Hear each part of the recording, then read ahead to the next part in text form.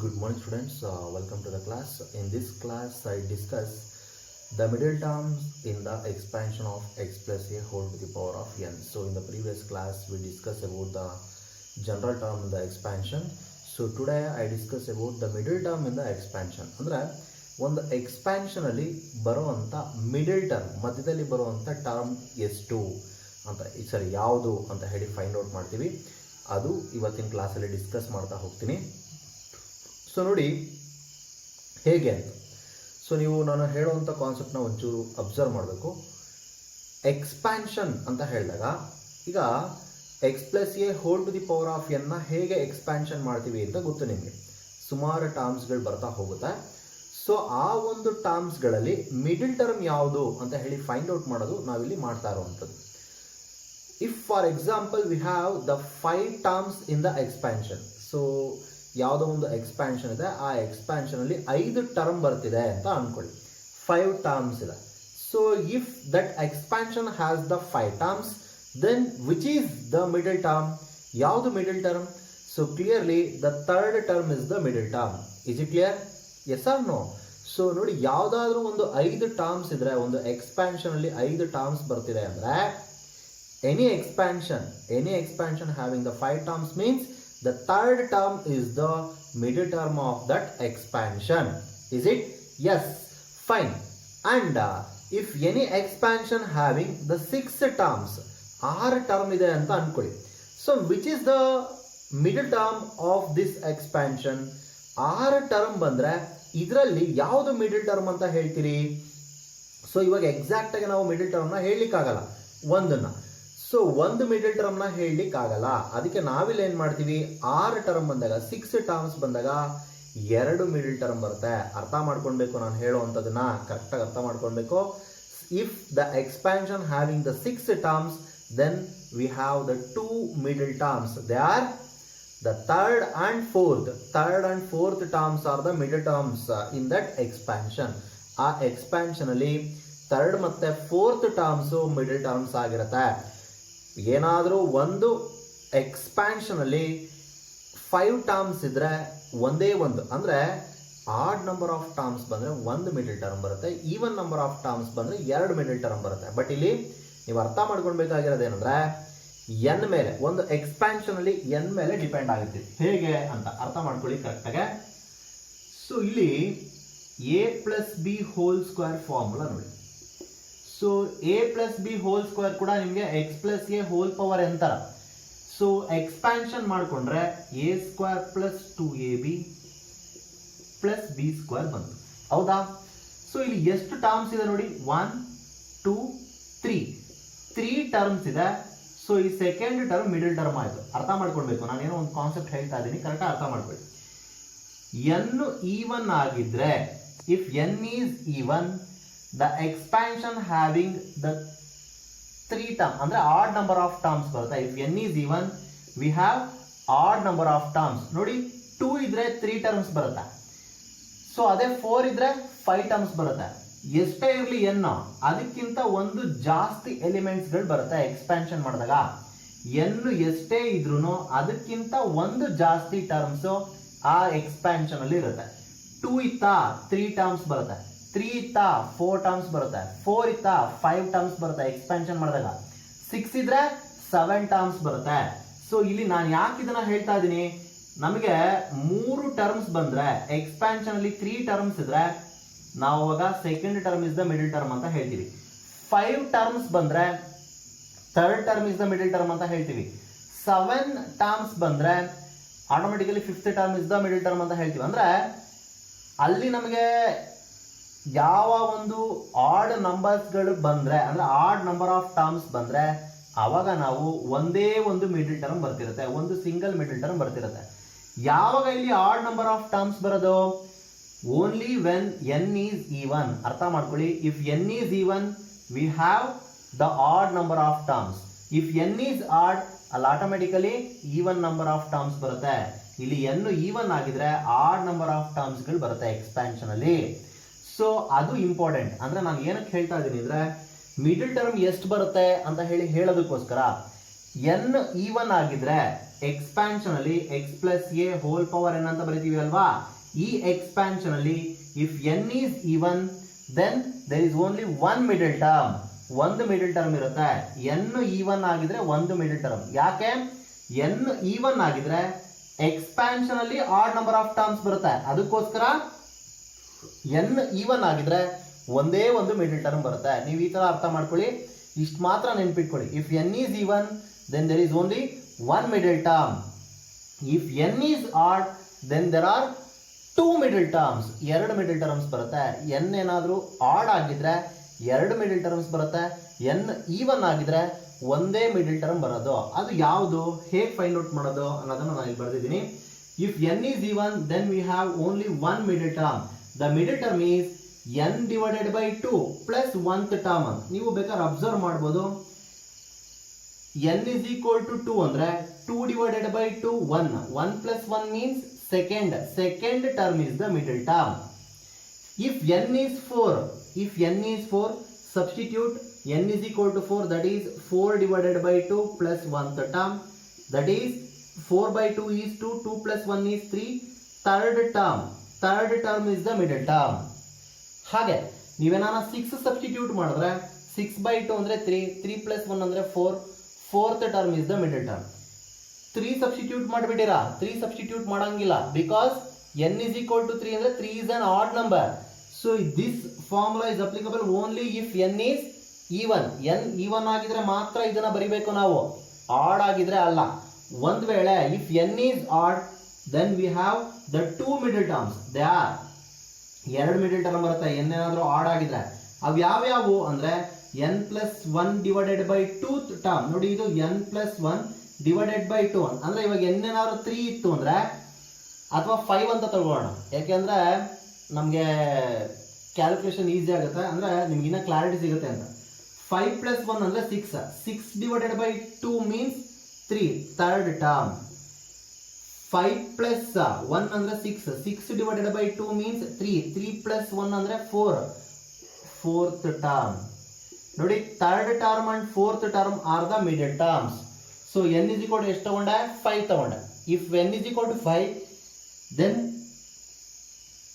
that expansion having the 6 terms. If n is equal to 5 then the expansion having the 6 term. 6 terms ಇದ್ರೆ third term and fourth term R the middle terms. So that's why ನಮ್ಗೆ ಇಲ್ಲಿ third ಮತ್ತೆ fourth term ಬರೋದು. ನೀವು ಅರ್ಥ ಮಾಡ್ಕೊಬೇಕು, problems ನಾವು solve ಮಾಡ್ಬೇಕಾದ್ರೆ ಇನ್ನು ಮತ್ತೆ ಕ್ಲಾರಿಟಿ ಸಿಗುತ್ತೆ. ಸೊ ಎನ್ ಏನಾದರೂ ಈವನ್ ಆಗಿದ್ರೆ ಒಂದೇ ಮಿಡಲ್ ಟರ್ಮ್ ಬರೋದು, ಎನ್ ಏನಾದರೂ ಆಡ್ ಆಗಿದ್ರೆ ಎರಡು ಮಿಡಲ್ ಟರ್ಮ್ಸ್ ಬರುತ್ತೆ. ಅದು ಯಾವುದು ಅಂತ ಹೇಳಿ ಬರ್ದಿದ್ದೀನಿ. ಸೊ ಇದು ಇಂಪಾರ್ಟೆಂಟ್ ಕಾನ್ಸೆಪ್ಟ್ ಇದು. ಸೊ ಐ ಥಿಂಕ್ ನಾನು ಇದು ಹೇಳಿದ ಅರ್ಥ ಆಗಿದೆ ಅನ್ಕೊಂತೀನಿ. ಇದ್ರ ಮೇಲೆ ಒಂದಷ್ಟು ಪ್ರಾಬ್ಲಮ್ಸ್ನ ಡಿಸ್ಕಸ್ ಮಾಡೋಣ. Okay, the problems. The first problem is find the middle term in the expansion of. Here they give the expansion. In this expansion we have to find the middle term. So see here how to find the middle terms. So middle term na hege find out ಮಾಡಬೇಕು ಅಂತ ಇದನ್ನ ನೀವು comparison ಮಾಡಿ. x plus a whole power n format ಗೆ ನೀವು compare ಮಾಡ್ಕೊಳ್ಬೇಕು. x ಅಂದ್ರೆ 3x square ಇದೆ. a means minus 1 by x and n is equal to 12. Here n is even. 12 ಅಂದ್ರೆ n ಅಂದ್ರೆ even ಅಂತ. ಸೊ ಈವನ್ ನಂಬರ್ ಆಗಿದ್ರೆ ಓನ್ಲಿ ಒನ್ ಮಿಡಲ್ ಟರ್ಮ್ ಅಂತ. ಸೊ ಈವನ್ ನಂಬರ್ ಇದ್ರೆ ನಮಗೆ ಒಂದೇ ಮಿಡಲ್ ಟರ್ಮ್ ಬರೋದು. So the middle term is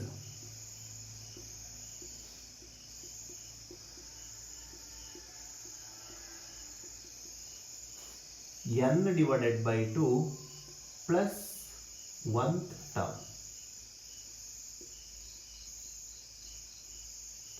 So n means 12.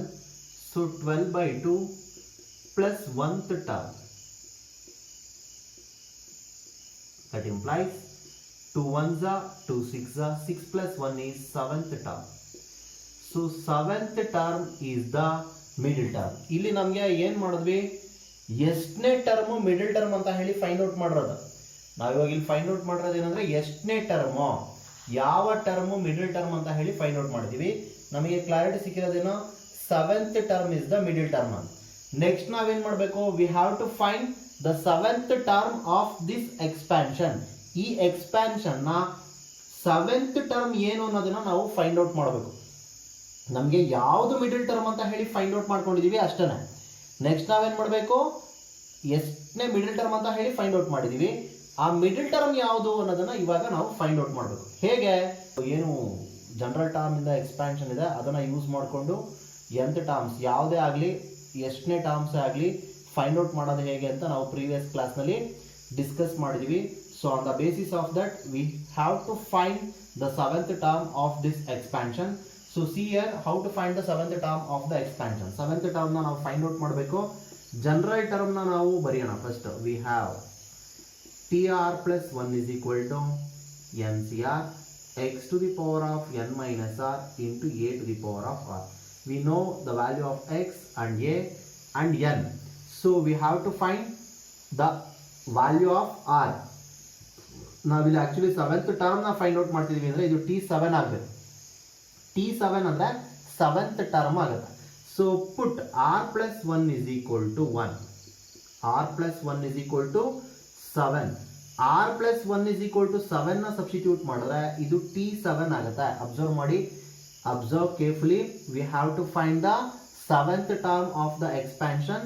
So substitute r plus 1 is equal to 7. So that gives r is equal to 7 minus 1 is 6. ಈ concept ನಾನು ನಿಮಗೆ previous class ನಲ್ಲೇ general term ಇಂದ expansion ಅಲ್ಲಿ explain ಮಾಡಿದ್ದೀನಿ. ಅದೇ concept ನ use ಮಾಡ್ಕೊಂಡು ನಾನು ಇಲ್ಲಿ ಸಾಲ್ವ್ ಮಾಡ್ತಿರೋದು. Now put r plus 1 is equal to 7 in this formula. This gives T7 is equal to n means 12.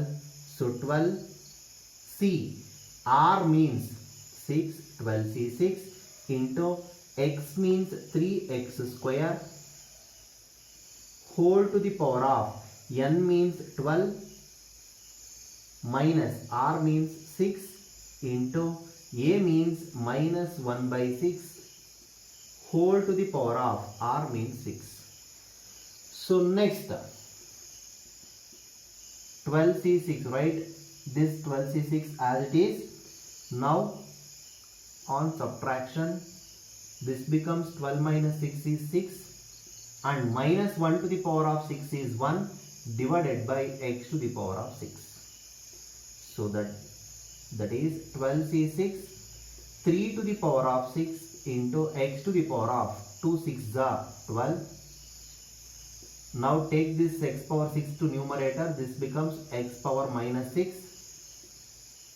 12c6 into 3 to the power of 6 into x to the power of 12 minus 6 is 6.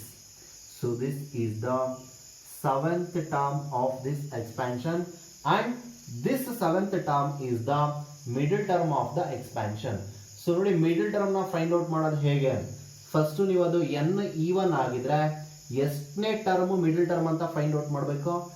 ಎಷ್ಟನೇ term middle term ಅಂತ ಹೇಳಿ find out ಮಾಡಿದಾದ್ಮೇಲೆ using the general term in the expansion find the corresponding middle term. So ಆ middle term ನ ಆ corresponding middle term ನ find out ಮಾಡಬೇಕು. ಎಷ್ಟನೇ ಟರ್ಮ್ ಅಂತ ಫೈಂಡ್ ಔಟ್ ಮಾಡಿರ್ತೀವಿ ಅಲ್ವಾ, ಅದನ್ನ ಫೈಂಡ್ ಔಟ್ ಮಾಡಬೇಕು. ಐ ಥಿಂಕ್ ನಾನು ಹೇಳಿದ್ದು ನಿಮಗೆ ಅರ್ಥ ಆಗಿದೆ ಅಂತ ಅನ್ಕೋತೀನಿ. ನೆಕ್ಸ್ಟ್ ಇದರಲ್ಲಿ ಇನ್ನ 3 ಪ್ರಾಬ್ಲಮ್ಸ್ ಬರ್ತಿದ್ದೀನಿ. ಸೊ ಇದರಲ್ಲಿ ನೀವು ನೆಕ್ಸ್ಟ್ ಏನ್ ಮಾಡೋಣ ಅಂದ್ರೆ ಸೆಕೆಂಡ್ ಒನ್ ನ ಹೋಮ್ ವರ್ಕ್ ಮಾಡ್ಕೊಳ್ಳಿ, ಥರ್ಡ್ ಒನ್ ನಾನು ಸಾಲ್ವ್ ಮಾಡ್ತೀನಿ ಅಂಡ್ ಫೋರ್ತ್ ಒನ್ ನ ನೀವು ಹೋಮ್ ವರ್ಕ್ ಮಾಡ್ಕೊಳ್ಳಿ. ಸೊ ಥರ್ಡ್ ಒನ್ ಸಾಲ್ವ್ ಮಾಡ್ತೀನಿ, ನೋಡಿ ಹೇಗೆ ಸಾಲ್ವ್ ಮಾಡೋದು third one.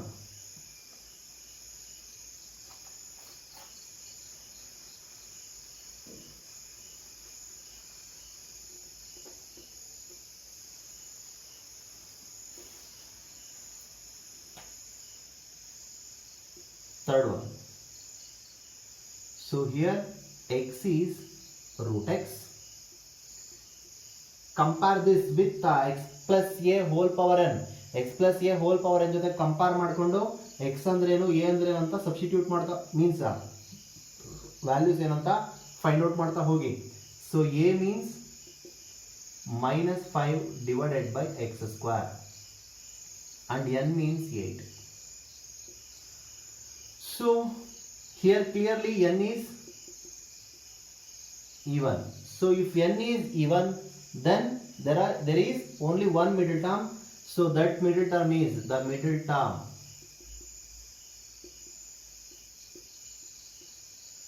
is n divided by 2 plus 1th term. So substitute n is equal to 8. So this becomes 8 by 2 plus 1th term. 8 by 2 means 4. 4 plus 1 is 5. So 5th term is the middle term. So we have to find the 5th term of this expansion by using the general term in the expansion. So we have TR plus 1 is equal to NCR into x to the power of n minus r into a to the power of r is the general term in the expansion. So here r plus 1 means 5 because we have to find the 5th term of the expansion. So put r plus 1 is equal to 5. So if we substitute r plus 1 is equal to 5, r becomes 5 minus 1 is 4. So r plus 1 ಇರೋ ಜಾಗದಲ್ಲಿ 5 ನ substitute ಮಾಡೋಣ. t5 ಆಯ್ತು. n means 8, 8c, r means 4 into x means root x whole to the power of n minus r. n means 8 minus r means 4 into a means minus 5 divided by x square whole to the power of r. r means 4. So this becomes 8c4. Root x means x to the power of 1 by 2. ನೋಡಿ root x ನ x power 1 by 2 ಅಂತ ಬರೀಬಹುದು. Whole to the power of 8 minus 4 ಅಂದ್ರೆ 4 into minus 5 to the power of 4. ನೋಡಿ 4 ಅನ್ನೋದು even number, minus ಇರೋದ್ರಿಂದ minus 5 whole power 4 ನ ನಾವು plus 5 power 4 ಅಂತ ಬರೀಬಹುದು. ಹೇಗೆ ಅಂದ್ರೆ minus 5 whole power 4 ನ minus 1 into 5 whole to the power of 4 ಅಂತ ಬರೀಬಹುದು. minus 1 into 5 ಅಂದ್ರೆ minus 5 ಆಗದ. ಇದೇನಾಗುತ್ತೆ minus 1 whole to the power of 4 into 5 to the power of 4. Here 4 is an even. Any negative number to the power of even is always positive. ಯಾವುದೇ negative ನಂಬರ್ಗೆ power even ಇದ್ರೆ ಅದು positive ಆಗಿಬಿಡುತ್ತೆ. So minus 1 power 4 ಅಂದ್ರೆ 1 ಆಯಿತು. 1 into 5 power 4 ಅಂದ್ರೆ 5 power 4. That's why minus 5 whole to the power of 4 ಅಂದ್ರೆ 5 power 4 divided by x square whole to the power of 4. ಈ ಪವರ್ ಏನಿತ್ತು ನ್ಯೂಮರೇಟರ್ ಒಂದ್ಸತಿ ಡಿನಾಮಿನೇಟರ್ ಒಂದ್ಸತಿ ಆಪರೇಟ್ ಮಾಡ್ತಿದ್ದೀನಿ. Then this becomes 8c4 into 2 1s 2 2s cancel ಆದ್ರೆ x square ಆಯಿತು. ಇದು 5 to the power of 4. 2 into 4 ಅಂದ್ರೆ 8 ಆಯಿತು. Next 8c4 into 5 to the power of 4 into x to the power of 2 minus 8. x power 8 ನ numerator ತಗೊಂಡ್ರೆ minus 8 ಆಗುತ್ತೆ. So 2 minus 8 ಆಯಿತು. So that is 8c4 into 5 to the power of 4 x to the power of minus 6. x power minus 6 ಅಂತನಾರ ಬರೀರಿ ಅಥವಾ 1 divided by x power 6 ಅಂತನಾರ ನೀವು represent ಮಾಡ್ಬೋದು. No problem, both are same. So ಈ ತರ ಈ ಪ್ರಾಬ್ಲಮ್ಸ್ನ solve ಮಾಡ್ಕೊಳ್ಬೇಕು. ಸೊ ಇದು ಮಿಡಲ್ ಟರ್ಮ್ನ ಫೈಂಡ್ ಔಟ್ ಮಾಡುವಂಥ ಮೆಥಡ್. ಸೊ ಎನ್ ಈವನ್ ಆಗಿದ್ರೆ ಹೇಗೆ ನಾವು ಮಿಡಲ್ ಟರ್ಮ್ನ ಫೈಂಡ್ ಔಟ್ ಮಾಡ್ತೀವಿ ಅಂತ ನಾನು ಇವತ್ತಿನ ಕ್ಲಾಸಲ್ಲಿ ಡಿಸ್ಕಸ್ ಮಾಡಿದ್ದೀನಿ. If n is odd, how to find the middle term in the expansion ಅನ್ನೋದನ್ನು ನೆಕ್ಸ್ಟ್ ಕ್ಲಾಸ್ನಲ್ಲಿ ಡಿಸ್ಕಸ್ ಮಾಡೋಣ. ಸೊ ಐ ಥಿಂಕ್ ಇವತ್ತು ಏನು ಹೇಳ್ಕೊಟ್ಟೆ ಅದು ಅರ್ಥ ಆಗಿದೆ ಅಂತ ಅನ್ಕೊತೀನಿ. ಹೋಮ್ವರ್ಕ್ನ ಮಾಡಬೇಕು, ಹೋಮ್ವರ್ಕ್ ಮಾಡಿ ನನಗೆ ಕಳಿಸ್ಬೇಕು. ಆಯಿತಾ? Thank you for watching. Thank you all.